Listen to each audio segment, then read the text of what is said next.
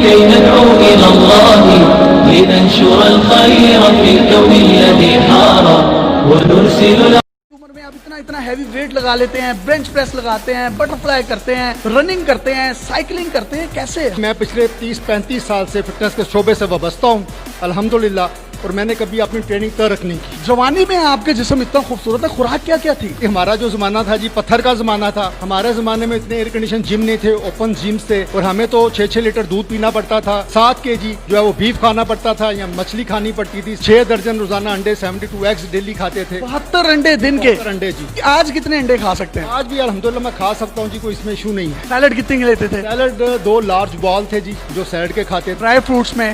Dry fruit سارا mix ہوتا تھا جی، یہ سیلڈ میں ایڈ کر کے کھاتے تھے ہم لوگ۔ ایگ وائٹس میں استعمال کرتے تھے ڈرائی فروٹ، اس کے ساتھ چیز تھا وہ ½ kg کے لگ بھگ، اسی طرح شہد کا استعمال تھا۔ میں نے یہ آپ کا لیگ پریس دیکھا ہے اور اسکرین پر بھی لوگ دیکھ رہے ہیں، اس جم میں موجود تمام نوجوان جو ہیں، میں دعوے سے کہہ سکتا ہوں میرے سمیت، خیر میں تو ایک ڈمبل بھی نہیں اٹھا سکتا، آپ نے 7 پلیٹیں لگا کر لیگ پریس کیا، اور بڑے بڑے جو بلڈرز ہیں وہ جب لیگ پریس کرتے ہیں تو میں نے ایک ویڈیو بھی سوشل میڈیا پر دیکھی جس میں ایک شخص کی دونوں ٹانگیں ٹوٹ گئی تھی۔ اس عمر میں لوگ جوڑوں کے درد میں مبتلا ہوتے ہیں اور آپ 280 kg کا لیگ پریس لگا رہے ہیں۔ میں الحمدللہ جی، میری ایج میں لوگ جو مسجد میں بیٹھ کے چیئر پہ نماز ادا کرتے ہیں، اور الحمدللہ میں 20 کلومیٹر روزانہ جو ہے وہ واک کر سکتا ہوں بغیر کسی ریسٹ کے۔ اللہ کا شکر ہے، میری اللہ نے مجھے بیسٹ لیگز دی ہیں۔ جب میں شعبے میں آیا تھا تو میری لیگ سب سے ویک پوائنٹ تھا میری باڈی کا، لیکن میں نے اس کو اپنا چیلنج لیا اور میں نے اتنا ہارڈ ورک کیا، اور اللہ کے فضل سے میں نے ویکنس کو یہ آپ نے اسٹرینتھ بنا لیا۔ آپ کے میں یہ بازو بھی دیکھ سکتا ہوں، میں کہتا ہوں ینگ گائے کے بازو بھی ان کے آگے کیا ہوں گے، تو یہ بازو بھی آج تک ٹرن آور کیسے رہے، اسٹرانگ کیسے رہے؟ یہ کہ آپ کی شوق ہے،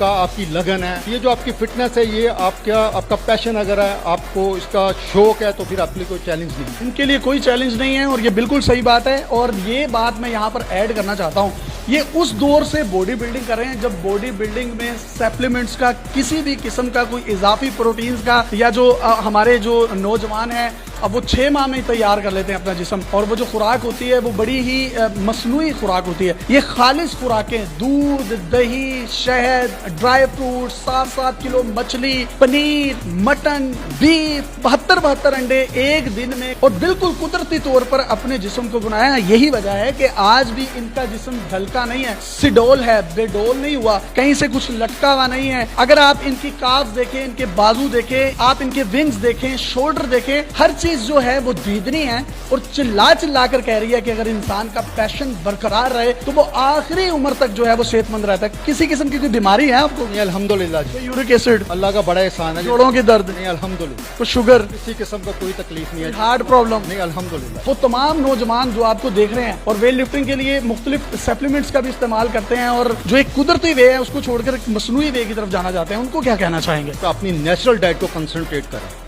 نہ کہ یہ جو فیک سٹاف ان کی طرف مت جائیں۔ جن لوگوں نے بھی اپنی نیچرل ڈائٹ کو کنسنٹریٹ کیا وہ ان دا لانگ رن کامیاب وقت زندگی گزاری ہے، اسپورٹس میں بھی کامیاب ہے، اپنی نارمل لائف میں بھی کامیاب۔ اگر آپ ان کی سفید شلوار قمیض دیکھیں، اور ماشاءاللہ سنت رسول بھی انہوں نے چہرے پر سجا رکھی، کتنے خوبصورت لگ رہے ہیں، اور آئی وش آپ میں سے، ہم میں سے جو لوگ ہیں وہ اس عمر میں پہنچیں، ہماری فزیک اور ہماری لک ان جیسی ہو، اور آج بھی آپ ماشاءاللہ